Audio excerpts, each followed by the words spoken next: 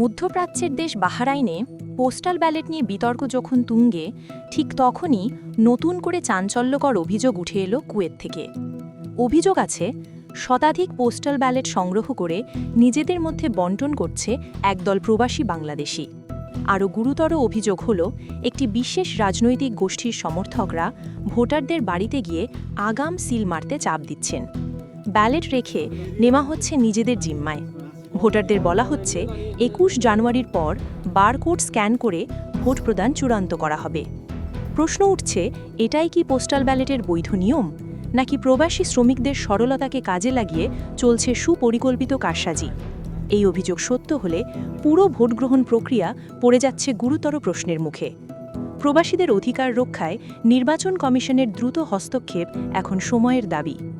এই ভিডিওটি প্রকাশ করা হয়েছে আল জাজিরার অনুসন্ধানী সাংবাদিক জুলকারনাইন সাইরের ভেরিফাইড ফেসবুক পেজে।